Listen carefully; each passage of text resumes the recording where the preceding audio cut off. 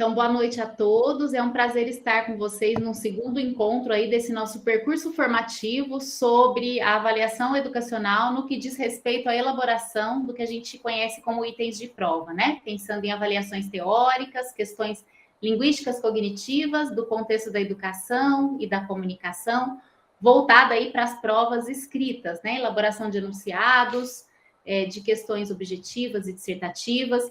E aí, no primeiro encontro, nós fizemos um preâmbulo bastante teórico de alinhamento conceitual, no que diz respeito às abordagens, né? O que, para quê, como funciona, e fizemos um panorama aí de algumas questões que a gente pode melhorar nas nossas provas aí, elaboradas na medicina da Unify, a partir de uma amostra que o professor Mário recolheu.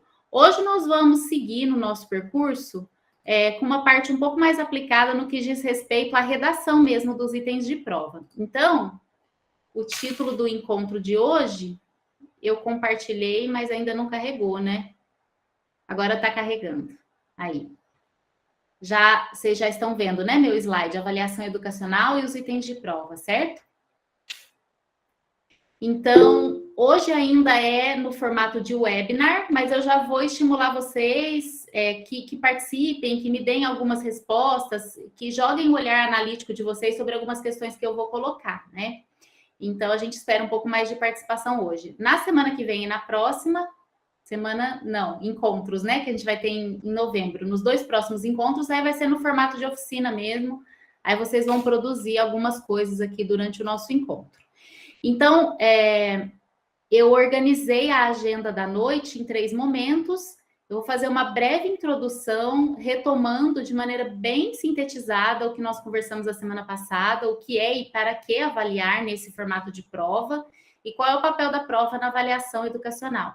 Depois nós vamos partir para explorar mesmo os itens de prova, hoje não focando no objetivo ou no dissertativo, né, no de múltipla escolha ou no de questões abertas, mas pensando no enunciado e no texto base, olhando para o que o INEP traz como conceito de matriz de referência, gabarito, item e estrutura da prova, né? A gente vai recorrer à expertise aí do INEP, que elabora e gerencia aí os testes de alta relevância em nível nacional e certames também para entrada na universidade e outros concursos na área profissional. E aí, para complementar e significar o que o INEP nos normaliza, que a gente vai entrar com a taxonomia de Bloom, pensando no aspecto cognitivo mais ligado ao contexto da educação. E tem coisas que nem a taxonomia de Bloom e nem o INEP, né? O INEP cuida mais da forma e a taxonomia de Bloom cuida mais da compatibilidade da prova com os objetivos de aprendizagem, mas tem algumas asserções que os seus manuais recomendam, né, com relação à escolha de verbos, ou não usa esse tipo de palavra na pergunta, por que não?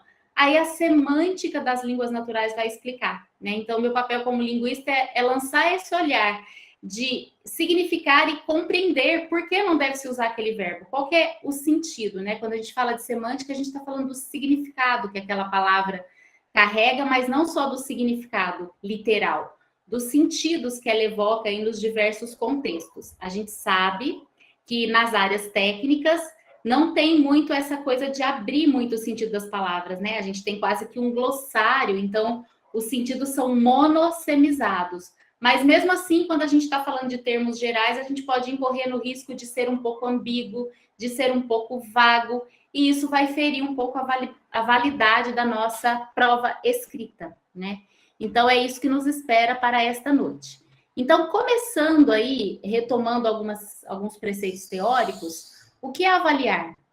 É medir o grau de conhecimento do candidato sobre o assunto, do nosso aluno, né?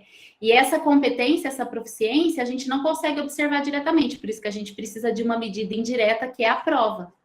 Mas não só os resultados vão ser medidos, a gente consegue fazer inferências a partir do desempenho do candidato na resolução da prova. Então, não é focar só no produto, mas no processo também. Daí a importância da clareza na comunicação, do professor para o aluno, do aluno para o professor, porque a prova é esse meio de comunicação entre os dois. E também porque no âmbito educacional a gente precisa avaliar, a gente precisa ter sistemas formais de avaliação enquanto instrumentos que vão nos indicar, né, resolução de problemas e novas tomadas de decisão para efetivar essas melhorias na educação formal. Então, partimos desse conceito do que é avaliar, e por isso que avaliamos para quê? Para idealizar um processo de avaliação que esteja relacionado diretamente ao que se pretende fazer depois que se levantou as informações. É a questão do objetivo. Para que eu vou aplicar esse tipo de prova? É múltipla escolha porque eu quero testar que capacidade lógica do meu aluno. Ele vai ter que aprender só a excluir e incluir e usar critérios de inclusão e de exclusão? Agora, e quando ele escreve, que tipo de habilidade eu quero verificar para atingir qual objetivo que está no meu plano de curso? Né? Então, a gente não pode perder de vista essa pergunta. Para que eu vou avaliar? O que eu vou fazer com o resultado dessas informações aí que eu obtiver nas avaliações? E, por último, a prova dentro da escola, do ensino formal, né, do processo formal de educação. O conhecimento do candidato não dá para ser acessado diretamente o tempo todo, a gente não faz prova prática o tempo todo, a gente não fica o tempo todo observando condutas, comportamentos também, né? Mas tem momentos que a gente precisa observar conhecimentos teóricos de maneira indireta. Então, os itens de prova vão ser as nossas ferramentas para medir isso que a gente não consegue observar. Por isso que precisam ser confiáveis. E o desempenho do candidato vai expressar esse grau de conhecimento sobre o assunto, ou seja, vai perfazer a sua competência, que é esse conjunto de habilidades que a gente espera ter desenvolvido no aluno até o final daquele período, daquele nível de ensino. Então, esse foi o preâmbulo 1, terminamos a parte 1. Vamos, então, agora entender o que é a elaboração do item de prova. Deixa eu só voltar aqui para a sala, que hoje eu consegui compartilhar a guia, então eu consigo ver vocês e consigo ver o slide. Deixa eu olhar aqui no chat se tem alguma coisa. Sobre essa primeira parte que foi mais conceitual, alguém quer dizer algo?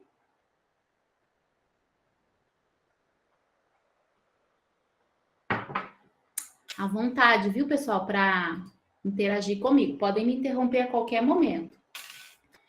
Bom, com relação aos itens de prova, deixa eu só diminuir um pouquinho meu slide, que eu acho que ele estava cortando o começo e o fim, né?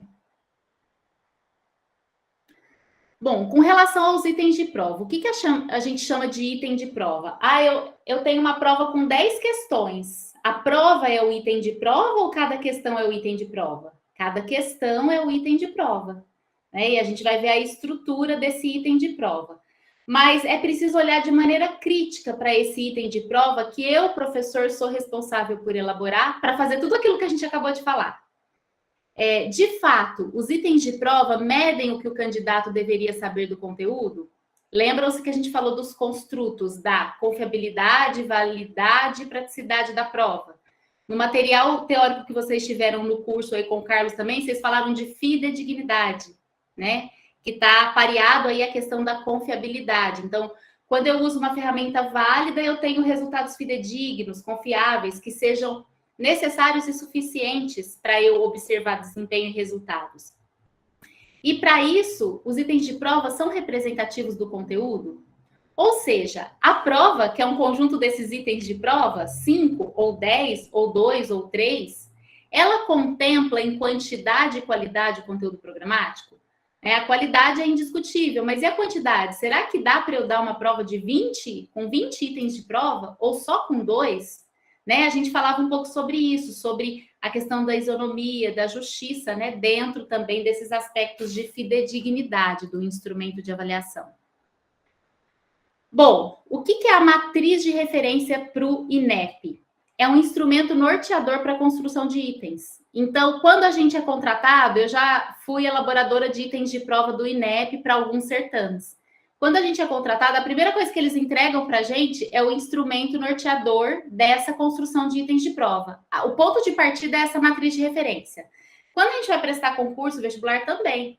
Então, a matriz de referência do Enem para a redação tem 5 critérios e dentro de cada um dos 5 critérios tem a estratificação. Então, o primeiro critério é atendimento ao tema do texto e tipo textual. E aí eu tenho de 0 a 100. E aí de 0 a 20 é insuficiente. E aí eu caracterizo o que eu considero como insuficiente para que eu tenha uma avaliação objetiva que não discrepe muito. Então, quando a gente trabalha numa universidade e numa faculdade dentro dessa universidade, numa escola de medicina ou de letras, que é o meu caso, ou de tecnologia aqui no Instituto Federal, a gente faz isso de maneira um pouco orgânica. A gente não tem uma matriz de referência uniforme para aquela escola, para aquele curso. Talvez não seja o ideal ter, porque é muito diverso, né? Mas, e aí a gente pega essas informações da matriz de referência, que seria a matriz de referência, no plano de curso. A gente olha a ementa do curso, os objetivos do curso, o conteúdo programático, as referências bibliográficas. A gente usa isso não só para preparar a aula, né, para construir o nosso curso material didático, mas também para construir a prova. Mas eu já cheguei a fazer o seguinte exercício com colegas da minha área aqui do Instituto Federal. Somos 7 da área de letras. Alguns dão aula na licenciatura, outros no ensino médio, outros na pós-graduação, outros na graduação. É muito diverso. Mas a gente fez uma matriz de referência para a área de letras para avaliar redação, para avaliar questões dissertativas no que diz respeito à leitura. E aí, todos nós da área de letras olhamos para essa matriz de referência para ter uma mínima coesão, não engessar o trabalho. Então, se for do desejo de vocês, caso vocês não tenham uma matriz de referência, a gente pode ter um encontro para construir uma entre áreas afins, entre disciplinas que têm intersecção. Ou se não for do desejo de vocês, não tiver no escopo do trabalho de vocês, vocês podem usar no lugar da matriz de referência o plano de curso. Mas é dele que a gente parte para elaborar os itens de prova. Por quê? Porque essa matriz de referência está estruturada a partir das competências e habilidades que você espera que os participantes do teste tenham desenvolvido em uma determinada etapa de educação a que se refere o teste. Muitas vezes eu vou no plano pedagógico do curso buscar essas competências e habilidades. Qual que é o perfil do egresso? O aluno é o aluno de engenharia em controle e automação. Tá lá no perfil do egresso que ele tem que resolver problemas e tomar decisão, porque ele também pode ser gestor. Como é que eu posso pôr isso nas habilidades de leitura e escrita dentro do meu curso? Como é que eu posso pedir isso na prova? Só posso pedir se eu colocar no meu curso. Então, é de onde a gente busca, né? É um estudo documental que a gente faz. E se a gente tem uma matriz de referência compartilhada com a coordenação do curso, com os alunos que participam, né, do teste, isso garante transparência ao processo e permite uma preparação adequada, sem nenhuma surpresa desagradável, e também facilita o nosso caminho de análise dos resultados desse teste aplicado. Então, matriz de referência é isso. Se a gente não tem uma, a gente vai ao plano de curso, ao projeto pedagógico do curso e se apropria desses documentos como ponto de partida para construir os itens de prova. Tá claro, pessoal?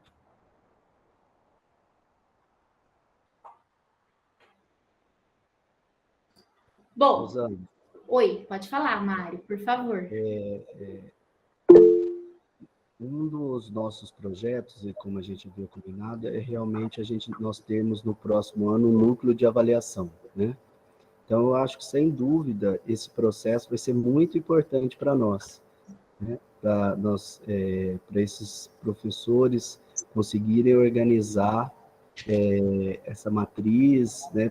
Principalmente através do projeto pedagógico, das emendas, do conteúdo programático, para justamente a gente tentar criar um sarrafo, uma qualificação em relação às nossas avaliações, né? Perfeito, Mário. Eu até anotei aqui, então vamos voltar a isso e vamos sistematizar, né? Porque isso nos deixa mais tranquilos aí para fazer o trabalho de maneira mais coesa. Bom, o que mais? O Carlos quer dizer alguma coisa? Carlos, por favor, fica à vontade. Tranquilo? Bom, só tinha dado o sinal que estava claro. Obrigado. Ótimo, obrigada. Então, assim, temos já o documento base, que é a matriz de referência, ou que seja o plano de curso, ou projeto político-pedagógico. Aí vamos efetivamente elaborar a questão de prova, né? Que o INEP chama de item de prova. O que é o item de prova na definição do INEP? É uma unidade básica de um instrumento de coleta de dados. A prova é um instrumento de coleta de dados, e você tem várias unidades ali dentro, 5 a 10, né? Geralmente a gente pensa. E aí, esse item de prova, ele tem um texto base, que é uma situação-problema, tem um enunciado, se for objetivo, tem as alternativas, senão ele tem só o enunciado. O INEP recomenda que o texto base seja curto, a gente vai ver aqui algumas recomendações mais específicas, e que a gente coloque, no máximo, 2 perguntas para cada texto base, né? A e B, não mais do que isso. E aí, depois, uma segunda questão, outro item de prova que não se relacione ao anterior, que seja interdependente. Claro, né? Todos dependentes do conteúdo que está sendo avaliado. E o gabarito, se for de múltipla escolha, o INEP recomenda, inclusive, um gabarito comentado, que justifique porque as outras alternativas não são corretas e porque a alternativa correta é correta. E, se for uma questão aberta, dissertativa, um modelo de resposta possível, no nível do aluno, no nível de linguagem do aluno. Dá trabalho construir isso? Dá trabalho construir isso. É bom sempre a gente fazer questões originais cada vez que a gente muda de turma e de ano? Sim, mas a gente pode ir construindo também um banco de questões, né? E a gente deixa isso como carta na manga só para depois revisitar e ressignificar algumas questões, atualizando aí os textos. Bom, e o que é então o texto base, definição do INEP?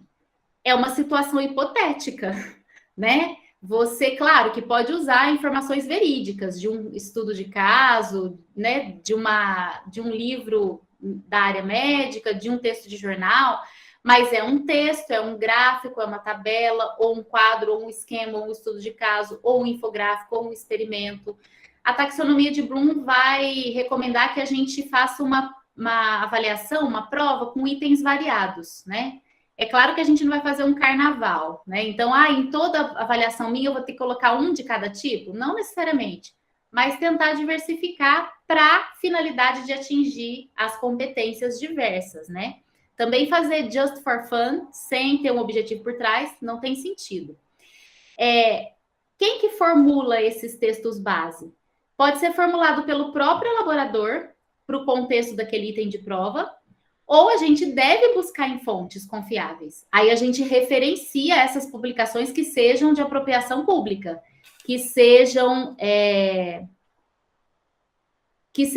livros publicados, artigos publicados, fontes fidedignas, né? Irrecuperáveis.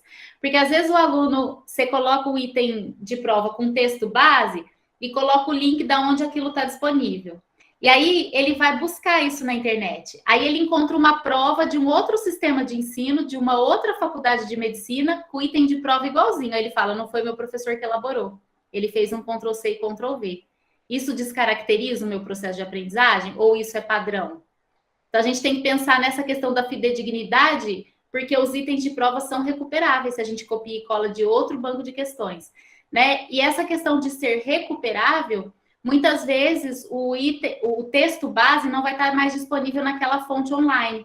Então, tomar cuidado também para não fazer uma prova toda de documentos do mundo online, né? Tentar mesclar com outros tipos de fontes, livro, porque é uma coisa que é mais perene do que aquilo que está publicado online, e depois o aluno quer retomar aquele texto para ver ele no contexto maior, porque às vezes se recorta uma adaptação do texto na íntegra, e aí ele não consegue recuperar. Né? Imagina você fazer 10 itens de prova de meio online e o aluno não consegue recuperar nada. Né? Então, tomar cuidado com esse tipo de saia justa. E aí, ali em cima, suprimir elementos acessórios, porque eles podem dar ambiguidade à interpretação, ou eles podem fazer o aluno gastar mais tempo para ler. Então, vai ter uma orientação do INEP que a gente deve evitar, por exemplo, advérbios. Provavelmente, possivelmente, todas essas palavras que terminam com mente, elas só embaçam um pouco a leitura, né? Não deixa assertivo, e o aluno vai demorar mais para poder conjugar aquele possivelmente com aquilo que está se afirmando. E evitar fórmulas, datas, termos, nomes, a não ser que esse seja o seu objetivo, mas não pesar a mão nisso. Porque, geralmente, esse tipo de informação não avalia a habilidade, mas privilegia a memorização. Então, tentar colocar esse tipo de informação mais explícita, mais empacotada em fórmulas, datas, termos e nomes de maneira contextualizada, né? Que ele use isso para resolver alguma questão. Agora, o que é o enunciado, né? Depois que a gente definiu o que é matriz de referência, o que é item de prova, o que é o texto base. Agora, o que é o enunciado, que é a pergunta que a gente vai fazer a partir do texto base. Esse enunciado, ele testa uma habilidade, não a capacidade de memorização. Então, é claro que às vezes a gente precisa verificar se o nosso aluno sabe conceituar, se ele sabe descrever. Mas não pergunte simplesmente o que é X, né? O que é X aplicado a Y, tentar aprofundar um pouco mais esse conceito contextualizado. A gente vai ver na taxonomia de Bloom de novo. O enunciado pode ser composto por uma ou mais frases, não muitas, né? Você não vai fazer um enunciado de 10 sentenças que vão durar ali 6 linhas digitadas. E aí, tomar cuidado para que essas frases, elas não acrescentem informações que não estão no texto base. Né? Elas não podem trazer novidade, elas têm que estar vinculadas e formar com esse texto base uma totalidade de informações.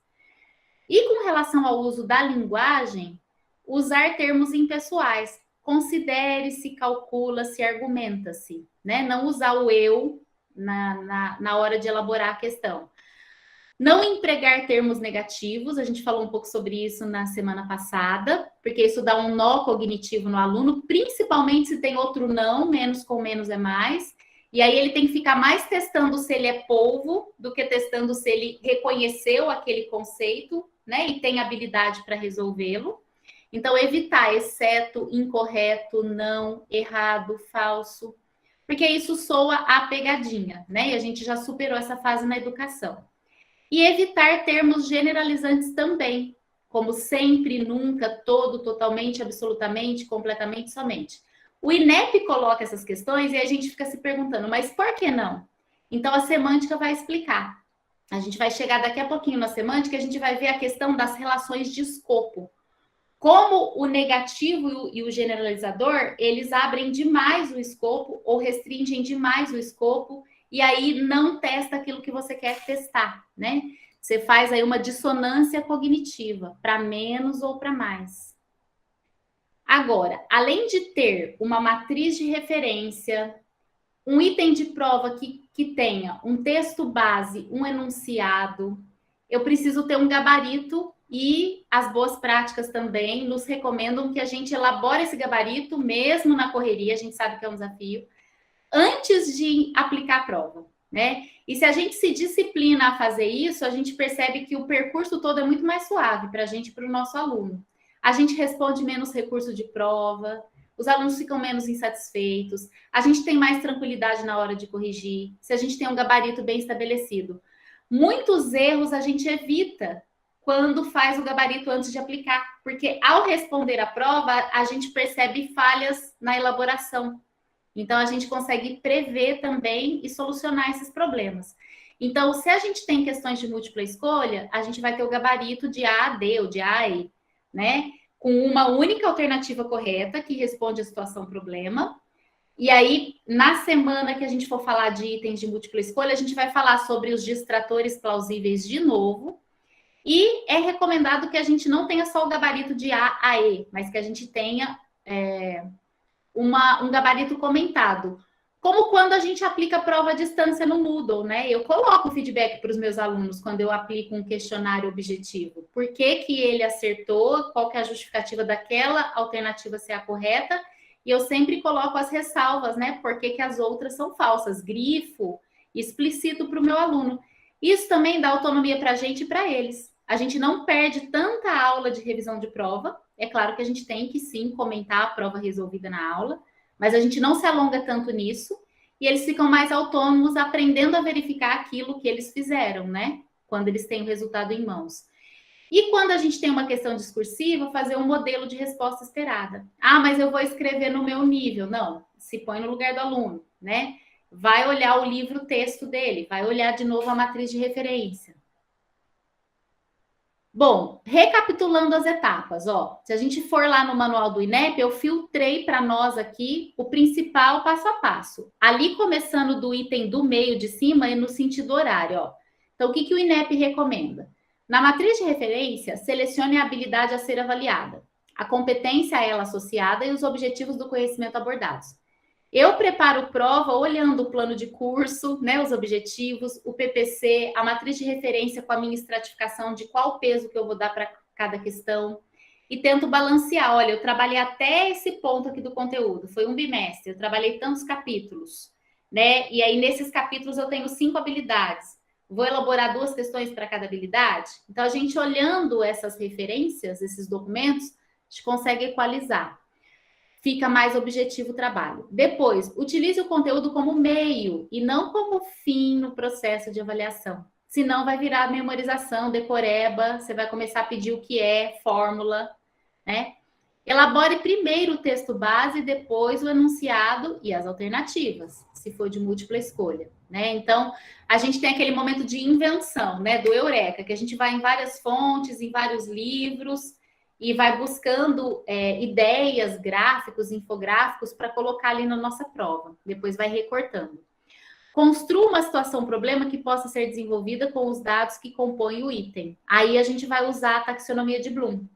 Eu quero, para esse conteúdo, testar uma habilidade factual, analítica, de síntese, né? Aí tem textos base que dão mais certo com determinadas habilidades.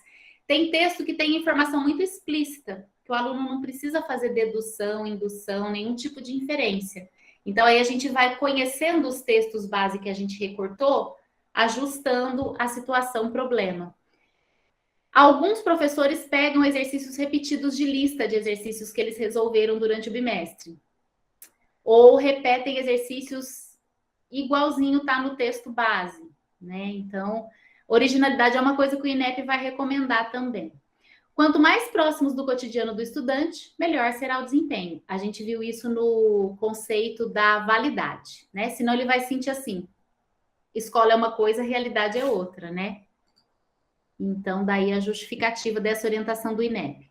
Mais algumas orientações também, começando ali do meio superior e indo para o sentido horário. Considere tamanho e tempo dispendidos para leitura e interpretação dos dados e para a resolução do item. A gente falou isso a semana passada, tem a ver com a questão da praticidade, né, da aplicação da prova.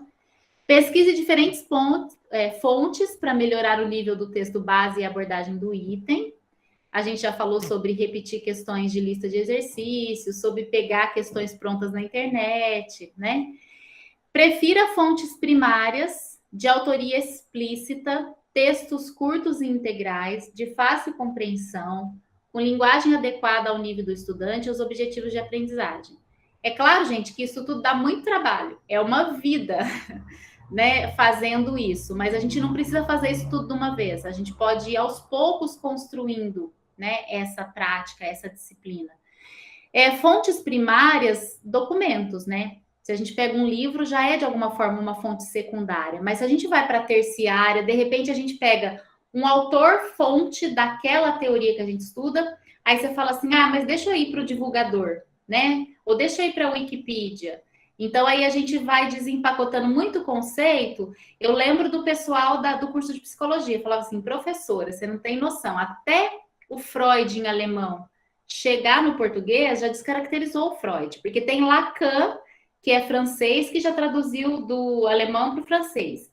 Aí tem os psicólogos norte-americanos que já traduziram do francês, que foi traduzido do alemão. Aí vem os estudiosos brasileiros que traduzem para o português o inglês, que foi traduzido do francês, que foi traduzido do alemão. Percebem?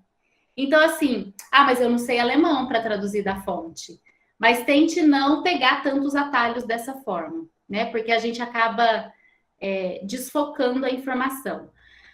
Pode recortar o texto se ele for muito grande, porque ele está falando de textos curtos. Mas se você fizer isso, faça um resumo fidedigno, mantenha as ideias principais. Quando eu preciso fazer resumo, eu tiro exemplos, eu tiro os elementos supérfluos, né? E deixo mais os conceitos.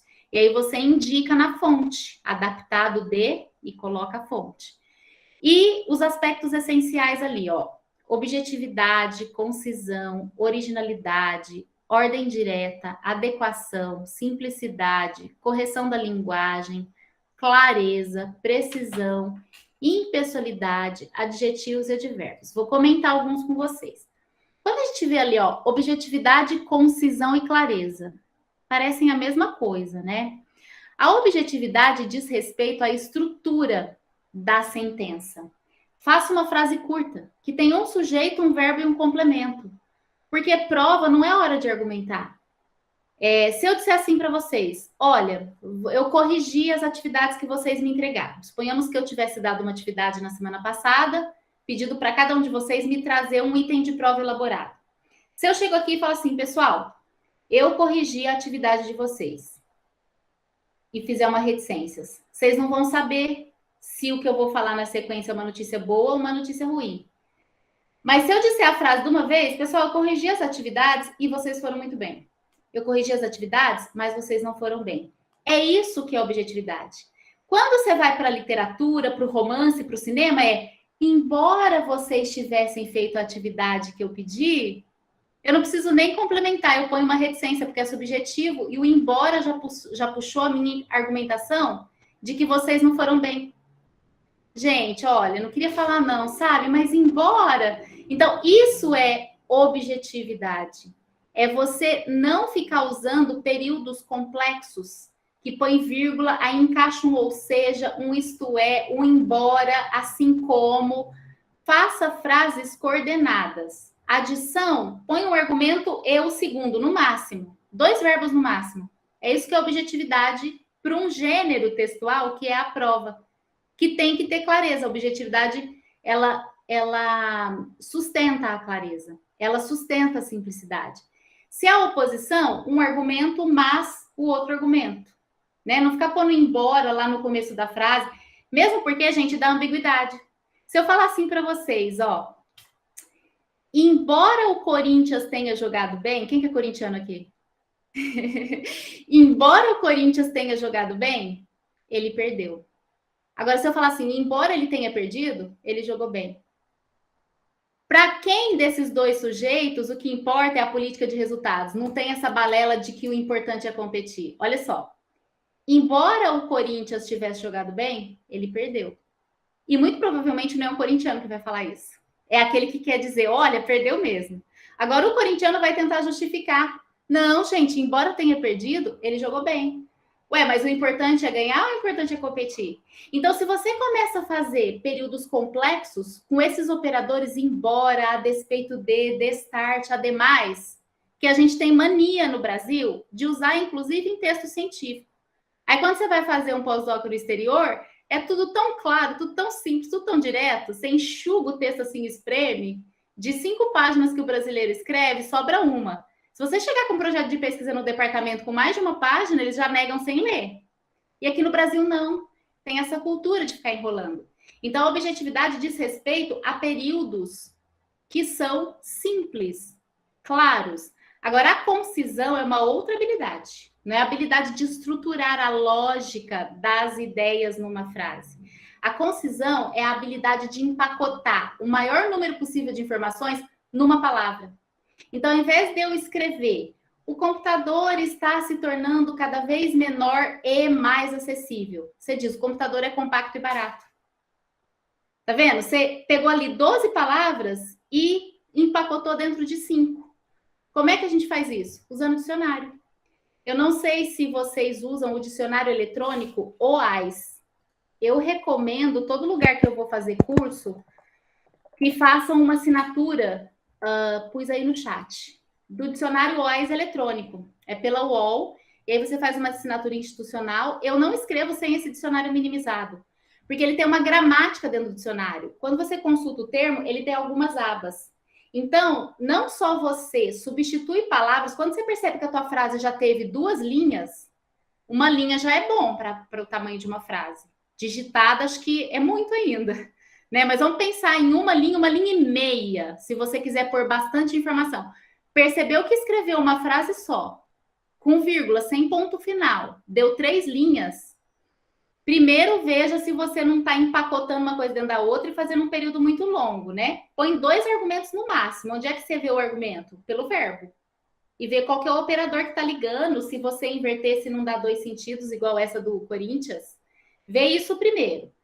Depois, você vê as palavras que você usou.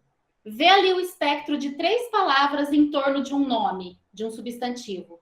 Tá muito longo? Procura aquele substantivo no dicionário, vê se não tem outro que empacota aquelas palavras que estão do lado, né? E aí, esse dicionário, ele também tira dúvidas de conjugação de verbos. Ah, depois do que eu tenho que colocar ser ou eu tenho que colocar sejam? Você vai lá no verbo ser, estar, clica lá no botãozinho, ele abre a tabelinha de todos os tempos e conjugações. E aí você consulta como que está conjugado perto daquela palavra. Eles, elas, que, quando. Muitas vezes a gente tem dúvida de regência do verbo. Né? O que é a regência do verbo? Qual que é a palavra que vem depois daquele verbo? Ir ao encontro de ou de nome, né? Regência nominal também. Ou ir de encontro a. Qual é a diferença? Ir ao encontro de ou ir de encontro a. Esse conceito vai ao encontro dessa teoria. Ou este conceito vai de encontro a essa teoria. O ir ao encontro, compatível. O ir de encontro, incompatível. Então, exatamente, Maria Cândida. Às vezes essas coisinhas pegam a gente, né? Qual que é a preposição que complementa aquele verbo? Então, vai ter crase ou não vai ter crase? Você clica na abinha do lado da palavra encontro, por exemplo, tem todas as expressões possíveis, se tem crase, se não tem crase, o que significa. Então, o dicionário WAIS, além de trazer os significados, ele traz todo esse banco de informações e é eletrônico. Né? Você assina, ele libera um código, antes era por CD. Você deixa ali minimizado, aumenta o seu repertório, porque às vezes a gente vai no Google e a gente não sabe a fidedignidade das informações. Tem um monte de Brasil Escola explicando as regras gramaticais. Tem crase, não tem crase, perdeu o hífen, não perdeu o hífen.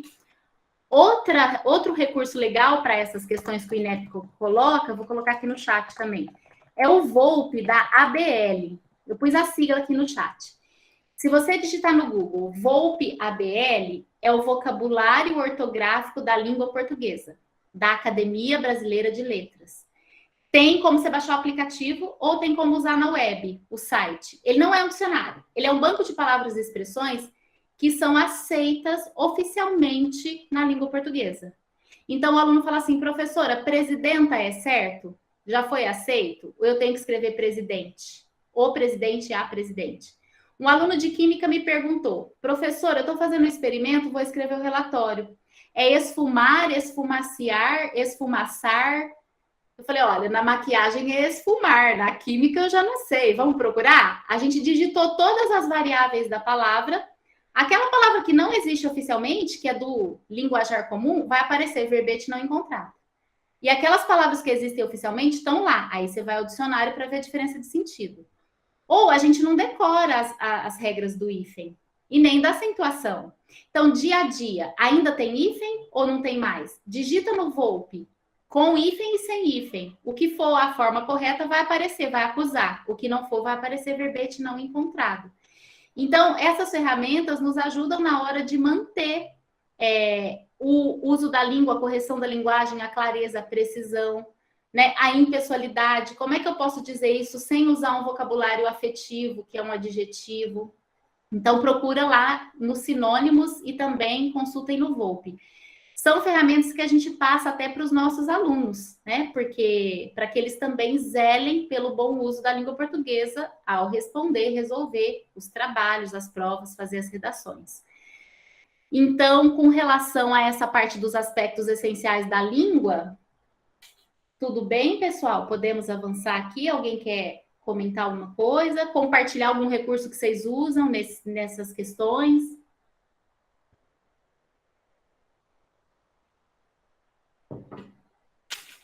Não? Então, vamos tocar. Vamos, então, depois que a gente olhou para as questões do INEP, vamos olhar de novo a taxonomia de Bloom, que é aquela questão de escolher os verbos, né? Então, a escolha de verbos tem a ver com o processo cognitivo do aluno. Baixa densidade cognitiva, alta densidade cognitiva. Está no começo do curso, está no final do curso. Posso pedir menos, posso pedir mais. Aquela questão também da validade da prova, que a gente falou da carne moída, do efeito retroativo, né? Da Coca-Cola, da limonada. Quando eu ajusto questões que cobram cognitivamente coisas fáceis, médias e difíceis, eu tenho uma prova adequada para uma sala que é heterogênea, né? Claro que sem exagerar. Se eu percebo que a classe está respondendo bem a uma classe forte, eu vou puxar mais, né, nesse processo cognitivo. Tipos de conhecimento é o outro eixo da taxonomia de Bloom. Depois que eu uso o verbo, o que eu vou usar para complementar? Qual que é o recheio, o conteúdo da questão? Né? Então, o que a taxonomia de Bloom chama de objeto do conhecimento é o conteúdo que a gente pinça lá no nosso fazer pedagógico de sala de aula e coloca dentro da questão. E a gente complementa com um contexto, para que tenha validade, confiabilidade e praticidade. Então, os verbos são esses, eles vão em níveis de complexidade, né? São questões mais explícitas, informações mais fáceis de tirar ali da superfície do texto base, e questões mais profundas, que ele tem que usar o texto base para inferir, para calcular, para criar uma estratégia e responder.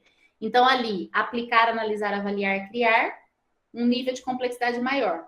Relembrar e entender, questões mais fáceis de serem resolvidas, né? Que é também um filtro para a gente, um termômetro. Se os alunos estão errando até essas questões fáceis, tem alguma coisa equivocada no processo. Ou eles, ou a gente, ou o canal, ou a aula, né? Então, por isso que é bom a gente mesclar. É claro que a gente pode usar sinônimos para esses verbos, a gente pode sempre consultar estes e outros no dicionário. E aqui, então, depois do verbo, como que a gente vai compor a questão? Depende da habilidade que a gente tem lá no nosso plano de curso, no nosso objetivo. Eu quero verificar se o aluno conseguiu absorver, compreender um fato, um conceito, um procedimento, ou se ele sabe aprender sozinho, aprender a aprender, né, fazendo uma estratégia de aprendizagem, um algoritmo, um esquema. E aí a gente tem geralmente os tipos de informações e de conteúdos que são factuais, conceituais, etc. E aqui a gente combina esses dois eixos. Então a gente puxa um verbo e a gente preenche aqui um tipo de conteúdo que dê conta de atingir esse objetivo aqui. E aí o enunciado fica assim, peguei das provas de vocês, estou só revisitando, já tinha mostrado. Elabore um esquema de investigação dos distúrbios da adrenal, tireoide, paratireoide, diabetes, que envolva conceitos de fisiopatologia, diagnóstico, prognóstico e tratamento de forma sumária, considerando os achados nas figuras. Tá vendo? Olha que legal, tá chamando o texto base no enunciado. É isso que o INEP quer dizer com complementar, adicionar e fazer uma totalidade de coisas. Então, elabore já é um conhecimento metacognitivo, não é factual, nem conceitual e nem procedural. Agora, o esquema é procedural. Então, eu posso ir combinando, né, essas altas e baixas densidades cognitivas. E aqui, quando eu estou contextualizando, eu estou linkando isso à realidade do aluno, ao que ele estudou. Então, eu estou fazendo uma prova válida. Ele vai lembrar, né, aquilo que ele aprendeu e trazer para a prova. Descreva como, né? Não está lá no topo da pirâmide, está aqui na base, porque é bem factual. Os profissionais da USV, USF, Unidade de Saúde da Família, poderiam elaborar uma estratégia para adolescentes com diabetes do tipo 2, né? Quando eu faço o contexto, eu funilo exatamente aquilo que eu quero testar para essa realidade. Bom, com relação à taxonomia de Bloom, é isso. Então, a gente precisa coordenar, até agora, que a gente viu, as questões de forma que o INEP recomenda, mas também atender às questões cognitivas, que dizem respeito aos objetivos educacionais, né? Por isso que a gente mira lá primeiro na matriz de referência. Agora vem a lacuna que a gente vê quando a gente contrasta as recomendações do INEP e da taxonomia de Bloom, né? Que é a contribuição aí dos estudos linguísticos. Então, a semântica é a área da língua que estuda o significado das línguas naturais, dos idiomas. Português, inglês, espanhol. Só que o significado, ele está triangulado com o sentido e com a referência. Não dizem que onde há fumaça, há fogo?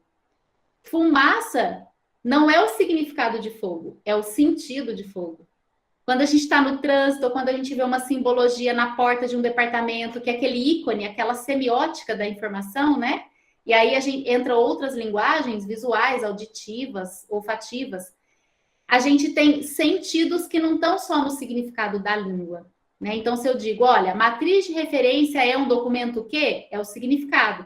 Agora, quando a gente está aplicando a matriz de referência aqui para nos nortear e elaborar o item de prova, eu estou indo além do significado e acessando o sentido de uma matriz de referência. Por quê?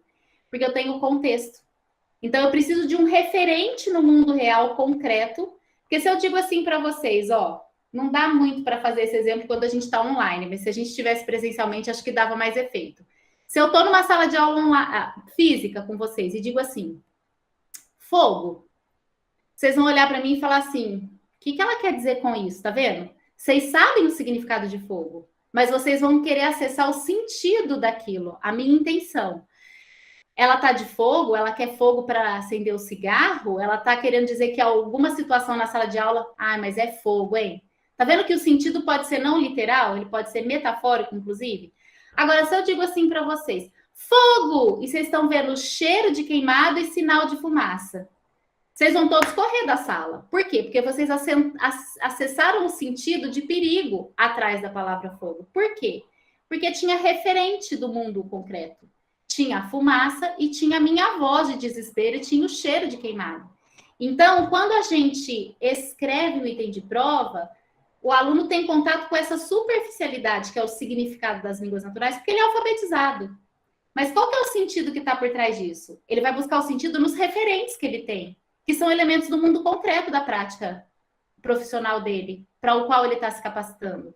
Então, daí a contribuição da semântica. E como é que a gente enxerga isso no que a gente escreve? Como é que a gente escreve melhor usando esse conhecimento? Bom, a gente tem o que a gente chama ali, que está de laranja, é a semântica lexical. O léxico é o conjunto de palavras de uma língua. Então, quando eu falo de vocabulário, eu estou falando do léxico. Então, quando eu acesso o sentido das palavras e as relações de sentido entre as palavras. Então, todo mundo sabe o que é um sinônimo, o que é um antônimo. A gente vai ver o que é hiperônimo, hipônimo, homônimo e polissêmico. O polissêmico a gente não pode usar na prova, porque gera ambiguidade. O sinônimo a gente pode usar, não o tempo todo, porque a área médica tem sentidos cristalizados. Tem uma palavra que só significa aquilo, né? E que para aquela área é uma coisa e talvez para outra área seja outra. Agora, o que é a semântica formal? Não é mais a relação de sentido entre palavras, é a relação de sentido entre sentenças de um texto. Quando a gente lê um texto que está contraditório, a gente percebe essa falta de semântica formal na forma. Você lê a primeira frase e diz respeito a X. Todas deveriam ser X1, X2, X3. Não, mas a outra é Y, a outra é W, vira uma bagunça. Vira uma incoerência. Sabe aquela pessoa prolixa? Que puxa um assunto, quando ela está lá no outro assunto, você fala, como que ela chegou aí? É falta de semântica formal. Então, a relação entre as sentenças de uma mesma frase. Então, a gente pode parafrasear, tem que tomar cuidado para não causar contradição e ambiguidade. Tem uma coisa que a gente chama de referência deite, que é anafórica, tem a questão do escopo, tem a questão do pressuposto e do acarretamento, que eu falei um pouquinho olhando para as provas de vocês. Esses nomes terminológicos da língua portuguesa não se precisa decorar, a gente só nomeia para sistematizar o conhecimento. Mas a gente sabe o que é um sinônimo, por exemplo. E aí a gente precisa saber que o sinônimo nem sempre é simétrico. Qual que é o contrário de novo? É jovem. O pão tá novo? O pão tá jovem? Não, o pão tá fresco. Agora esse pão tá velho, tá vendo? Um livro é jovem? Não, uma pessoa é jovem. Então tá vendo a aplicação do sinônimo para aquela situação de comunicação? A gente também tem, dentro do pensamento de buscar um sinônimo no dicionário para fazer uma prova mais explícita, com mais clareza, a linguagem técnica e a fala geral. Então, se pegar um nome de uma doença e o seu nome popular, câncer de mama, você vai fazer uma busca nas bases de dados, no vocabulário controlado, para escrever um artigo científico, é câncer de mama que vocês vão digitar como palavra-chave? Vocês vão lá na PubMed. Qual que é o nome dessa doença? Né? Então, em que medida o aluno vai se apropriando disso? Pegando um exemplo da área jurídica, injúria, difamação e calúnia. No linguajar popular, todo mundo intercambia, mas não é bem assim. Então, a prova também é momento de testar esse tipo de conhecimento do aluno, né? Na sala de aula e na prova. A intensidade, a gradação das palavras. Preocupado não é a mesma coisa que apreensivo. Chateado não é a mesma coisa que bravo. Irritado não é a mesma coisa que preocupado. Né? Então, a gente tem gradações de sentido entre termos de uma determinada conduta médica ou de um determinado de uma determinada resposta que o paciente dá, né? Que a gente vai ver nos textos base e vai recuperar na informação no item de prova. Julgamento de valor. Se você usar, falar ao telefone celular dirigindo é uma imprudência, é uma irresponsabilidade. Você está pondo um juízo de valor negativo. Necessário, mas negativo. Você está criticando. Agora, se você disser, olha, é um comportamento inadequado. Então, é isso que o INEP fala quando ele fala de impessoalidade. Na prova, não é momento de você julgar e de você induzir o aluno a ter certos tipos de juízo de valor. Tem que ser livre, tem que ser limpo de qualquer sentido equivocado ou sentido que seja a sua opinião. Então, você vai dizer que é um comportamento inadequado, você não vai dizer que é uma irresponsabilidade. Ele vai julgar por que é inadequado. Né? Você vai dizer que é um uso inviável. Então, ser mais literal e menos conotativo aí. Cuidado com regionalismo, né?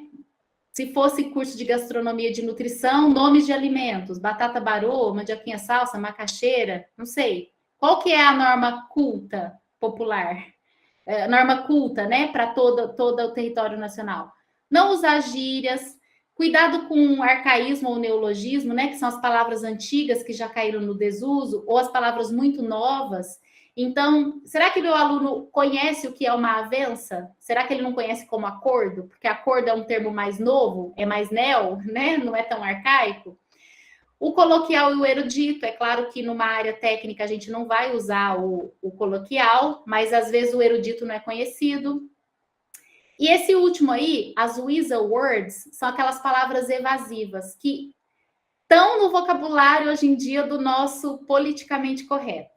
Então, você não pode dizer que o cara é deficiente, você tem que dizer que ele é portador de necessidades especiais, senão ele vai se sentir constrangido, vulnerável. Você não diz agrotóxico, você diz defensivo agrícola. Você não diz analfabeto, você diz letramento em andamento, né? Letramento em condução. Então, mascarar, às vezes, a realidade não é o caminho, né? Por conta de um vocabulário politicamente correto. Porque, às vezes, você tem uma escolha que é esvaziada de sentido.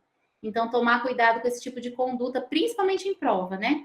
Porque hoje está todo mundo tão melindroso, aí vai acusar você de ter tomado uma posição política na hora de escolher uma palavra. Então, com relação aos sinônimos, a gente pensa nessas questões. Antônimo é a mesma coisa, né? Fresco é sinônimo de jovem, se fresco for o contrário de velho para pão e se jovem for o contrário de velho para pessoa. E a gente tem um espectro grande de antônimos, depende dos significados que aquela palavra tem. O contrário de preto é branco? Ou o contrário de preto é colorido? Então, quando a gente escolhe uma palavra, a gente tem que pensar nessas questões quando vai revisar, e isso acaba aparecendo para a gente quando o aluno responde uma coisa muito absurda. Você fala, gente, por que será que ele respondeu? Não era isso. Para onde foi a cabeça dele? Foi para esses caminhos aqui. Ele atribui um significado que está no repertório da língua, que está no sentido dele de conhecimento enciclopédico de mundo, e que aí a gente, se trocar uma palavrinha da próxima vez que for aplicar a prova, evita esse tipo de resposta dissonante, né? Gradação, eixos, né? O contrário de vida é morte, o contrário de nascer é morrer, não é bem antônimo, são duas pontas de um contínuo, né? Que estão de lados opostos, sim. Agora, o contrário de sonhar é acordar, porque eu só sonho quando eu estou dormindo. E o contrário de dormir? Não é o contrário de dormir, que é de acordar? Não é dormir que é o contrário de acordar? Agora, e se eu for pensar em sonho, não o período que eu estou dormindo, mas sonho como aspiração? Aí o contrário é a realidade, porque se eu sonho demais, eu desejo algo impossível. Então, percebem que é claro que na área específica, técnica, a gente tem muitos termos que não dão essa abertura. Mas e o resto do vocabulário? Porque os termos da área médica, a terminologia, vocês dominam, vocês vão aplicar. E não tem erro, porque é monossemizado. Agora, e o resto que preenche o linguajar comum da prova? Né? Evitar esse tipo de abertura demais. Agora, o que é o hiper e o hipo? A aula passada eu falei assim com vocês. A gente faz a prova da aula ou a aula da prova? É a prova que está dentro da aula ou é a aula que está dentro da prova? É a prova que está dentro da aula. Então, a aula é hiper e a prova é hipo. Mas quando a gente prepara para concurso, a gente inverte essa relação lógica. Então, o computador é um tipo de máquina ou a máquina é um tipo de computador?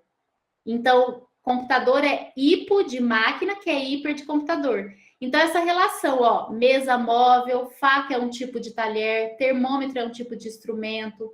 Quando a gente faz taxonomia, a gente precisa dessa relação do mais geral para o mais específico ou do mais específico para o mais geral. Essa é uma habilidade que a gente pode pedir num item de prova. Então, ó, hamster é um tipo de rato, que é um tipo de roedor, que é um tipo de bicho, que é um tipo de animal. Né? Carro é um tipo de veículo, que é um tipo de automóvel? Seria essa a hierarquia? Né? Então, essa é a relação de hiper e de hipônimo. E a gente tem as palavras que causam ambiguidade, porque elas são homônimas, né? Manga de camisa, manga de fruta, eu boto a calça, calço a bota, né? Eu sento no banco da praça, deposito dinheiro no banco. E aí a gente tem as palavras que têm mais de um sentido, que a gente chama de polissemia. Então, papel. Ah, papel de médico, papel de mãe. Por quê? Porque originou-se do papel que é o script do ator. Então, quando você tem uma função, você tem vários papéis sociais. É diferente do homônimo, manga. Não tem nada a ver a parte da blusa com a fruta. Então, é só uma coincidência de nome, né? Igual tem vários José da Silva. Coincidentemente, é homônimo. Mas a gente diz que um termo ele tem vários sentidos, polissêmico, quando você pode usar para sentidos diversos. Tomar banho, tomar conta. Quantos sentidos? Tomar um táxi, né? Então, aí que a gente tem que tomar cuidado quando usa uma palavra polissêmica, de fechar o contexto na palavra que está do lado. Agora, vamos finalmente aqui terminar com a parte da semântica formal, que é a relação entre frases. Então, se você tem o médico examinou o paciente, é a mesma coisa de você dizer o paciente foi examinado pelo médico. Só muda o ponto de vista. O foco ou é no médico ou é no paciente. Então, é uma relação que a gente chama de paráfrase. E muitas vezes a gente tem que tomar cuidado porque o enunciado ele é só uma paráfrase simples do texto base. Aí você entrega a questão muito de graça para o aluno. Outras vezes não. O texto base é mais técnico. Você tem que parafrasear para ele poder reconhecer o assunto no texto. Então, a paráfrase é uma técnica de sinônimo, mas no nível da frase. Ó, Maria está tão assintomática quanto Joana. Joana está tão assintomática quanto Maria. Então, a relação lógica de comparação, ela pode ser parafraseada, porque você tem aí uma simetria de sentidos. João tem o diagnóstico de X, o diagnóstico de João é X, né? Então, são maneiras que a gente pode usar da recursividade da língua para construir os enunciados a partir do texto base. Agora, não é todo tipo de sentença que dá para ser recuperada no enunciado parafraseando o texto base, porque não é uma relação de simetria, muitas vezes a relação é de transição. Então, olha, Maria é mãe de Joana, mas você não pode dizer que Joana é mãe de Maria. Ela é filha, então ele precisa de mais repertório para poder parafrasear. Maria é mais alta que Joana, não é a mesma coisa de Joana é mais alta que Maria, é mais baixa, né? Então a gente precisa de mais repertório para parafrasear. A é mais alto que B, B é mais alto que C, logo A é mais alto que C. Então, essas relações lógicas de causalidade, né, que não são aleatórias, a gente cobra também quando a gente faz enunciado do item de prova. Agora, se a relação de sentido é gostar, já não pode, ó. A gosta de B, B gosta de C, logo A gosta de C? Não, não necessariamente, né? Porque é um aspecto subjetivo. Agora, questão de ambiguidade que a gente chama de escopo, né? Se a gente distribui para restringir ou se a gente distribui para amplificar. Os alunos e professores inteligentes participaram do simpósio. Inteligente está no plural porque alunos e professores estão no plural. Mas ele concorda com professores ou ele concorda com alunos e professores? São os alunos e os professores inteligentes ou são os alunos e professores inteligentes? Então, vejam como que a gente comete uma ambiguidade fácil por causa do escopo. João e Maria são casados. Por que essa frase é ambígua? Se são casados um com o outro, ou cada um casado com outra pessoa. Exatamente. Olha a outra. Vários eleitores escolheram um candidato jovem. Por que é ambígua?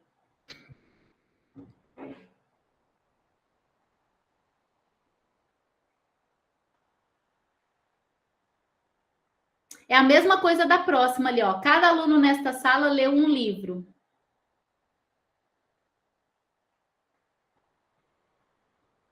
O professor pode ter pedido um livro, então um ali é numeral, ou o professor pode indiscriminadamente ter dito assim, gente, escolha um livro, leia e venha fazer prova.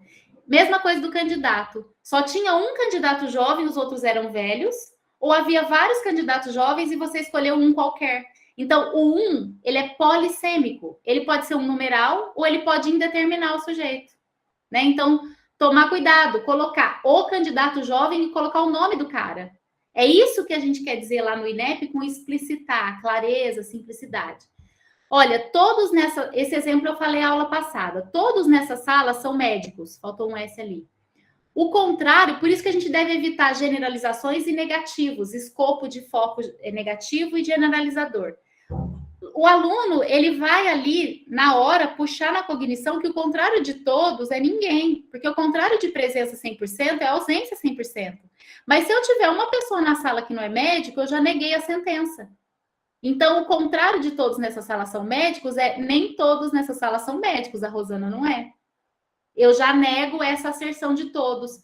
Então, até o aluno perceber isso na hora que ele está fazendo a prova sob pressão, com tempo marcado, você está testando se ele é polvo. Você está testando outra capacidade lógica dele que não seja verificar a habilidade que ele atingiu a partir daquele conteúdo. Olha, todos os hidrantes não tinham água. Se você falar assim, ó, todos os hidrantes não tinham água, não. Algum tinha. Então, todos não, se o escopo é no todos, significa que nem todos tinham. Mas se você faz o escopo no não, significa que todos estavam sem. Agora, quando você está ali no tete a tete, você põe a entoação no todos ou no não. Aí dá para saber o que a pessoa quer dizer, mas no escrito não dá. Quando você combina esses dois escopos. Agora, olha a outra frase. Ele me pediu para sair. Por que é ambígua?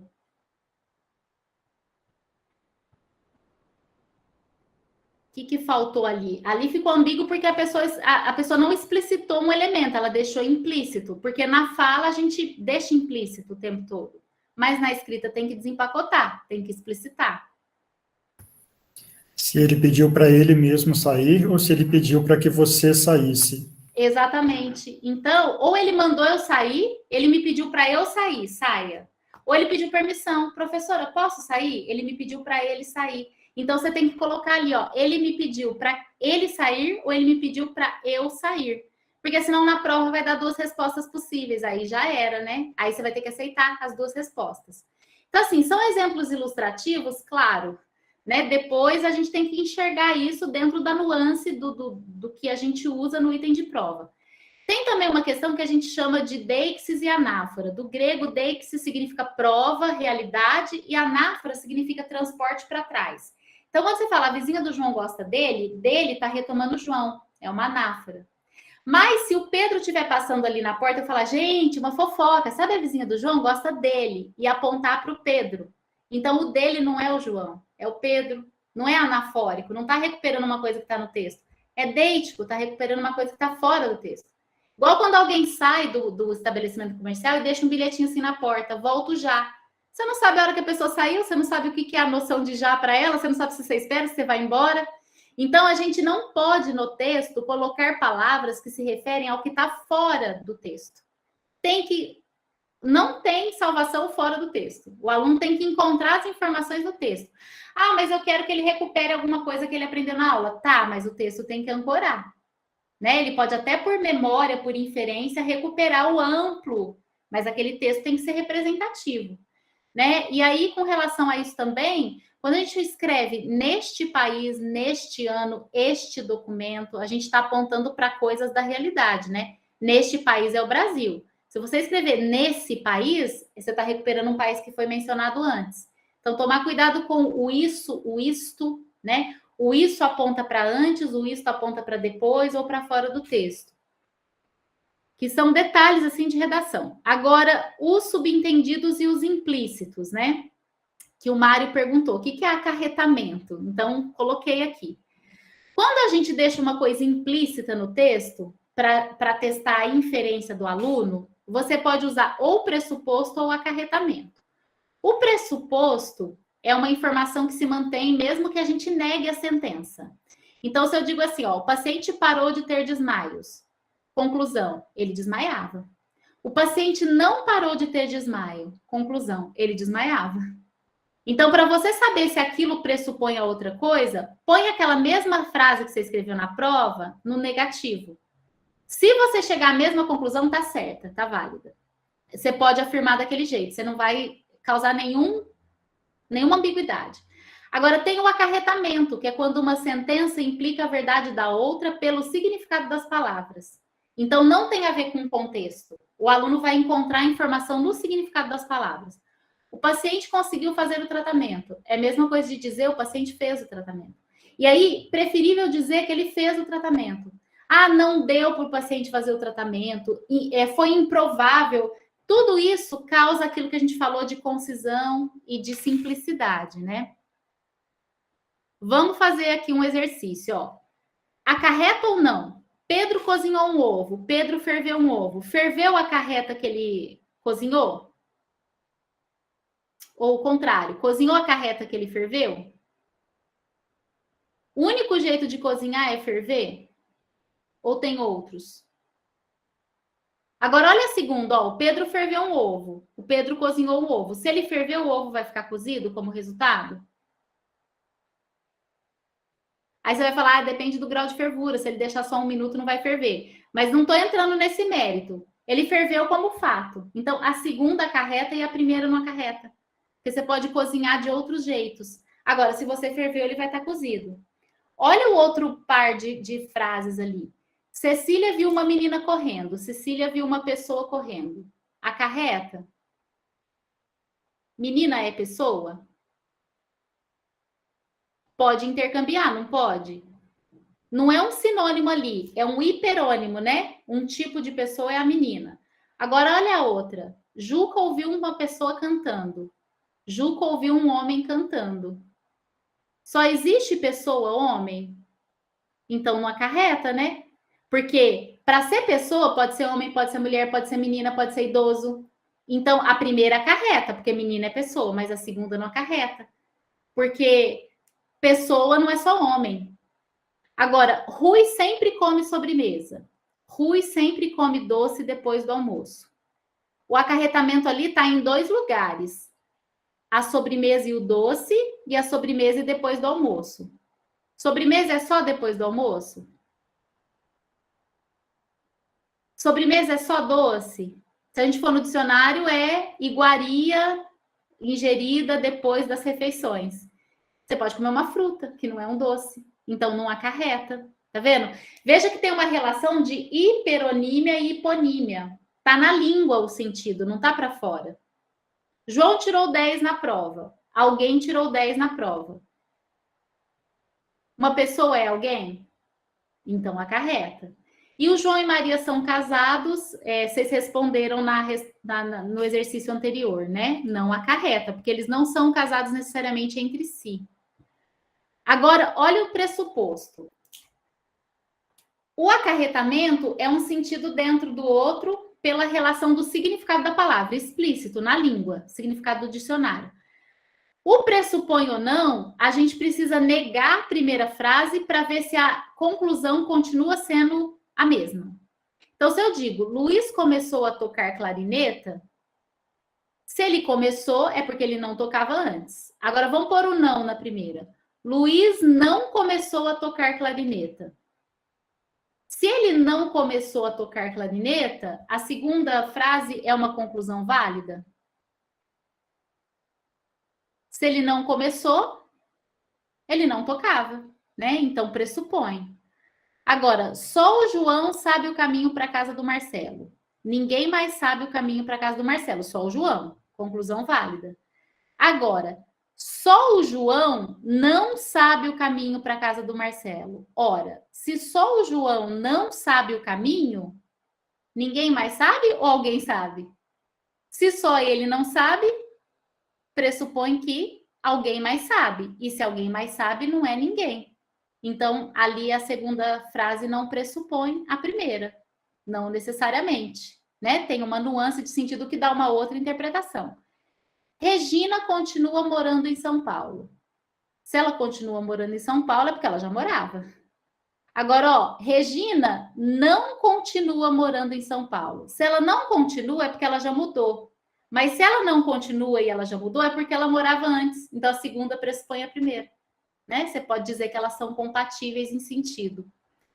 Foi difícil para o Pedro enfrentar aquela crise. Pedro enfrentou a crise. Foi difícil, mas ele enfrentou. Agora, não foi difícil para o Pedro enfrentar aquela crise. Se não foi difícil, o que significa? Que ele enfrentou. Então, pressupõe também, né? Então, isso aqui a gente consegue perceber depois que a gente olha muito para a prova, elabora muito a prova e incorpora esse tipo de olhar crítico para os itens de prova, né? Eu respondi uma vez um recurso baseado nessa frase, porque era uma prova, era um concurso de literatura para uma universidade vaga de letras. Por que Olavo Bilac é romântico? Veja que romântico está com letra maiúscula, né? Então, se ele é romântico, acarreta que ele não é parnasianista, que ele não é trovadorista, que ele não é modernista. Tá vendo o erro de você fazer uma pergunta que acarreta? Fica muito óbvio. Você já dá uma resposta de graça, ou pelo menos parte dela.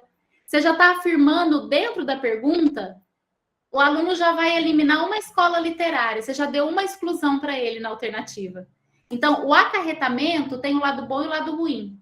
O acarretamento é uma maneira de você parafrasear coisas do texto base que sejam compatíveis e fáceis de recuperar, porque o aluno consegue fazer o sinônimo, a paráfrase daquilo que ele leu, então fica claro, mas se você pesa muito no acarretamento, você já dá a resposta de graça. Eu já vi questões de prova que tinha assim, fulano afogou, qual que é o tipo de morte que a vítima sofreu? Afogamento, muito ruim. Afogar e afogamento acarreta, não pressupõe, não fez ele pensar em nada, não fez ele usar a lógica. Então, se a gente quiser fazer questões que extrapolem, que testem se o aluno tem lógica, se ele tem criatividade, porque você desenvolveu isso, faça pressupostos, não faça acarretamentos. Mas, do contrário, se você for fazer uma redação para o concurso, faça mais acarretamentos, porque o avaliador pode pressupor coisa onde você não afirmou, né? Porque a pressuposição dá essa dissonância cognitiva. Gente, então, conclusão. Quando a gente faz uma avaliação educacional, a gente pode seguir as normas do INEP no que diz respeito à forma das provas. A gente usa a taxonomia de Bloom no que diz respeito às competências e habilidades cognitivas. E a semântica pode ser uma ferramenta linguística para a gente pensar no sentido, no significado e na referência das coisas que a gente comunica. Para elaborar um item de prova, ponto 1, usar uma matriz de referência. Ponto 2, buscar um texto base, elaborar o enunciado e preparar o gabarito. Então, avaliar requer um equilíbrio entre aspectos contextuais, educacionais, cognitivos e linguísticos. E eu deixei aqui um exercício que eu vou só orientar, porque ele já é uma palhinha aí, uma faísquinha da próxima, no nosso próximo encontro, que aí como a gente vai ter um espaço agora de mais de uma semana, a gente vai voltar a se encontrar em novembro, eu coloquei aí no chat para vocês, no começo do encontro, o link onde tem a pasta com todas as atividades que a gente, slides, todo o material que a gente está usando, né, nesses 4 encontros. Então, eu vou propor no começo do próximo encontro, eu coloquei lá a pastinha com 20 provas da Unify, e aí em duplas, a gente vai escolher uma avaliação, analisar pelo menos 2 itens de uma prova ou de mais provas, quanto ao uso das orientações do INEP, a questão da semântica, a questão de Bloom, ou verificando, atestando a adequação e justificando porque que está adequado, né? Não deixou nada ambíguo, deixou tudo explícito, foi inteligente o suficiente, usou uma habilidade adequada, ou a gente vai apontar a inadequação e propor uma retificação. Além disso, né, eu já estou deixando o link aqui para vocês darem uma olhada na prova e garimpar alguma coisa que vocês queiram comentar, porque de repente vocês olham e falam assim, olha, eu sempre elaborei questão desse tipo, deixa eu ver se eu estou no caminho certo, se não tem nenhuma questão que pode melhorar. Além disso, eu preciso de alguns dados de vocês. Então, eu fiz um formulário, o link também está aqui, que a gente vai se encontrar dia 9 e dia 23. E aí eu estou pedindo assim que vocês se identifiquem nesse formulário, porque depois eu posso conversar com quem enviou qual informação. E aí, como a gente não tem uma matriz de referência, eu estou pedindo que vocês escolham uma disciplina que você ministra, coloque o nome da disciplina e a ementa, os objetivos. Também queria conhecer que fontes de informação vocês costumam usar para buscar os textos base para elaborar as provas. E aqui nas 2 últimas perguntas, eu estou pedindo que vocês enviem mais material. Além das 20 provas que eu já tenho, que o Mário me forneceu, eu quero que vocês enviem aí 2 questões de provas objetivas e dissertativas que vocês consideram bem elaboradas, que vocês sempre aplicam e dá certo. E aí a gente vai ver isso como um bom modelo para se seguir e por quê. E ali exemplos de coisas que vocês já aplicaram e deram erro e se frustraram, acham que não está bom. Então, eu vou precisar do primeiro arquivo aí, de múltipla escolha, na oficina do dia 9. E da outra eu vou precisar na oficina do dia 23. E aí, se vocês me enviarem até no dia 9 de novembro, eu consigo usar aqui para conversar com vocês sobre isso. Essas são as referências da aula. Muito obrigada mais uma vez pela oportunidade de compartilhar aí o meu trabalho sobre avaliação com vocês e pela gentileza de me ouvirem aí mais de 1 hora.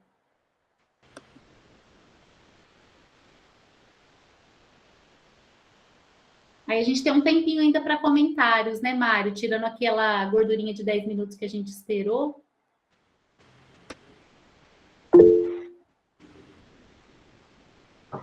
Pode falar, Carlos. Bom, eu acho que o Mário teve que sair e ele me pediu para tentar fechar aqui a nossa reunião. Então, eu queria primeiro agradecer.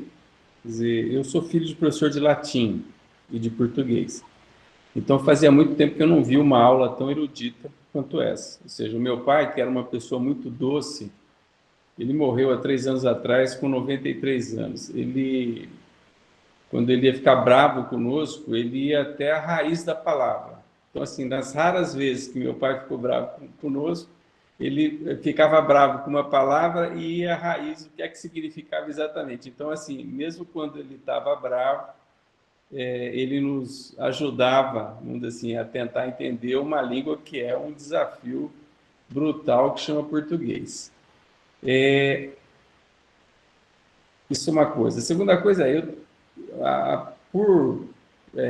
vamos dizer assim, usos e costumes, quer dizer, trabalhando na FAMEMA por muito tempo, quer dizer, a gente acaba aprendendo aí do problema para a solução, tá certo? Então, assim, e essa questão que nos foi colocado hoje, quer dizer, ela é uma questão bastante complexa, tá certo? Eu diria assim, que numa primeira aproximação, ela, de alguma forma, ela assusta.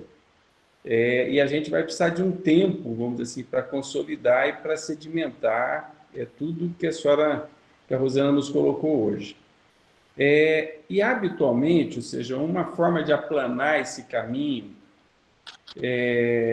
seria, vamos dizer assim, e é o que a gente vai fazer a partir de agora, e é a nossa proposta, vamos dizer assim, para o núcleo de avaliação, é o trabalho em dupla ou trinca, ou seja, como nenhum de nós, alguns têm mais habilidade nisso, outros menos, e a hora que você junta o grupo é interessantíssimo como é que as múltiplas habilidades elas acabam se somando e o 2 mais 2 são mais que 4. Mas uma forma da gente ir driblando, vamos dizer assim, essas deficiências iniciais é a gente fazer o item e dividir esse item com o companheiro. Quer dizer, eu faço, ou o Saturnino faz, manda para mim, que manda para a Cláudia. Quer dizer, e aí a gente vai vendo se a compreensão desse item, efetivamente, ela deixa a desejar, se existe ambiguidade. Muitas vezes a gente nem sabe qual é o nome da dificuldade que a gente está encontrando, quer dizer, mas sabe que está esquisito, que tem dupla mensagem e que a gente vai precisar estar reformatando. Então, eu estou dizendo isso, quer dizer, para que a gente não se assuste, tá certo? Eu acho que a gente vai ter que pegar passo a passo, ou seja, o blueprint, a matriz de referência, dizer como é que nós desenhamos objetivos de ensino-aprendizagem, Quer dizer, a partir dali, como é que a gente retorna essa matriz, vamos dizer assim, para dar validade à nossa avaliação. Feito isso, como é que nós estruturamos um item na forma como a professora nos propôs, tá certo? Ou seja, o enunciado, o comando e os itens, o gabarito, os distratores, ou seja, nós vamos ter que passar, vamos dizer assim, passo a passo, vagarosamente, sendo corrigido pelo par, ou seja, para que a gente consiga ir aprimorando paulatinamente. Essa coisa aqui, da forma como ela colocou, parece fácil para quem sabe, tá certo? Ou seja, para quem está se iniciando, quer dizer, é um grande desafio a gente chegar nisso daí. Então, assim, essa é a proposta. Então, assim, que a gente não se assuste, que a gente vai dar um passo por vez, ou seja, essa primeira aproximação é para que a gente entenda, vamos dizer assim, todo o universo daquilo que parece uma loucura, ou seja, quem de nós foi ensinado construir um item, a não ser aqueles que tiveram a felicidade de fazer uma oficina do INEP, tá certo? Ou seja, eu tive, foi uma coisa mágica, um novo mundo se abriu para os avaliadores dos sinais, tá certo? Agora, antes disso, eu fiz centenas de provas que eu tenho vergonha de olhar para elas, ou seja, porque elas eram absolutamente toscas, quer dizer, mal formuladas, não tinham pé nem cabeça, uma tinha 4 possibilidades, a outra 5, uma era de falso, verdadeiro, ou seja, então, assim, na verdade, o que a gente pôde assistir nessas 2 primeiras apresentações é toda a potencialidade de você efetivamente oferecer uma avaliação de qualidade, vamos dizer assim, caminhando paulatinamente, vamos dizer assim, para cada conceito desse que é extremamente complexo. Só a gente aplicar a taxonomia do Bloom já é um desafio danado, tá certo? Então, assim, não nos assustemos, tá certo? Ou seja, o que a gente viu foi um top, vamos dizer assim, da construção do item, e que a gente vai progressivamente tentando se aproximar dessa potencialidade toda, tá certo? E a gente vai ter que fazer passo a passo, porque não é uma coisa óbvia, a gente vai necessitar de sucessivas aproximações para chegar nisso daí. Então, eu só quis passar para dividir com vocês, primeiro, o meu encantamento com a aula, ou seja, é uma aula muito erudita. Segundo, como é que eu me senti da primeira vez que eu me aproximei desse objeto. Ou seja, eu tinha claro que me abriu um mundo novo, agora eu sempre pensava, meu Deus, como é que eu vou chegar nisso daí? A forma de chegar é coletiva, quer dizer, é um ajudando o outro, é um corrigindo o outro, e para isso a gente tem que deixar em casa a vaidade e tem que trazer conosco a humildade, tá certo? Ou seja, porque eu já fui oferecer oficina de construção de item que o colega saiu bater na porta porque o item dele foi corrigido, o item dele não estava bom, e ele se irritou com aquilo, como se assim, como ousam corrigir o meu item? Não, isso é uma escultura, tá certo? Ou seja, que a gente vai fazendo paulatinamente até que ele efetivamente fique bom. Termino agradecendo a Rosana. Eu concordo totalmente, né? A gente tem aí 2 instintos que a gente tem para olhar para a realidade que às vezes atrapalham e funcionam como um buraco no nosso filtro perceptivo da realidade, que é o instinto de linha reta em ascensão e o instinto de generalização. Eu nunca vou conseguir, porque eu tenho medo de errar, mas mais do que medo de errar, eu tenho muito desejo de acertar, de primeira. A gente é assim, né? E quando a gente é avaliado no nosso fazer, a gente se sente ameaçado sim. E o instinto de linha reta em ascensão é aquele que só foca no produto e não no processo. Então, isso é muito tempo, né? E muita experiência que a gente vai desenvolvendo e uma hora a gente tem que começar. Então, essa minha fala realmente é um todo daquele que em algum momento, né? Mas a gente tem que ir por partes, a gente tem que reduzir esse todo complexo em partes execuíveis. E no que diz respeito à consultoria linguística, eu estou aqui para isso, para apoiar vocês. Então, não tenham medo de perguntar, porque não tem pergunta que não seja pertinente, né? Porque a semântica, ela dá conta de explicar o que o INEP entra debaixo do tapete. Muitas vezes você olha para a recomendação do INEP e olha na taxonomia de Bloom e você ainda não entende por que aquele item de prova causou ambiguidade. Então, a semântica vem para tirar a exceção debaixo do tapete, explicar de maneira motivada e não arbitrária, né, por que que isso acontece. E a gente nomeia muitas vezes as coisas para que a gente possa se apropriar. Ah, isso aqui é um erro de escopo, isso aqui é um erro de ambiguidade, mas é lógico que a gente não vai conseguir nomear isso tudo de uma vez, né? Conforme isso for se repetindo, vai se tornando hábito.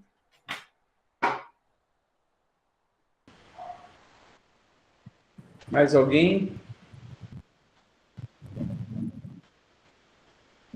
Bom, pessoal, eu peço desculpa, eu estou em trânsito aqui, voltando. Peço desculpa, eu consegui participar mais desse final agora. Alguém gostaria de perguntar alguma outra questão?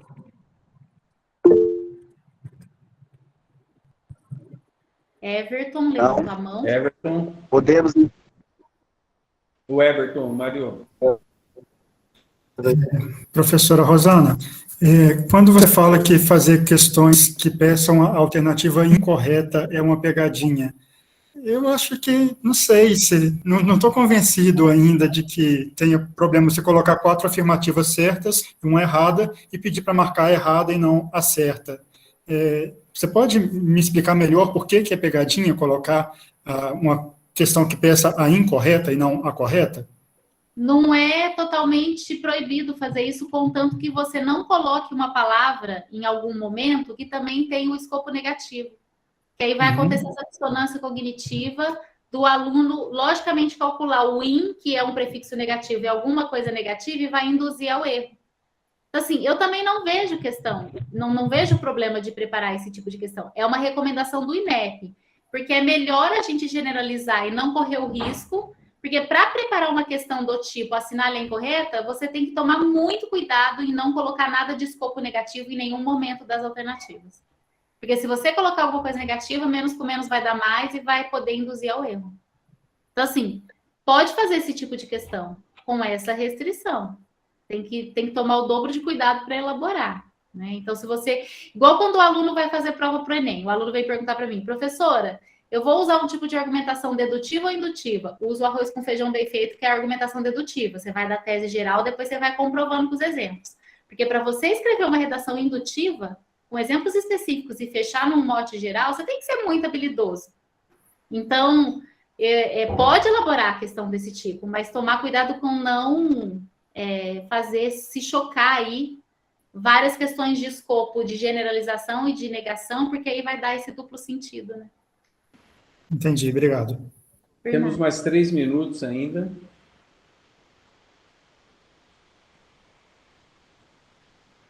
Ok por hoje? Então, temos tarefa para casa. Sim.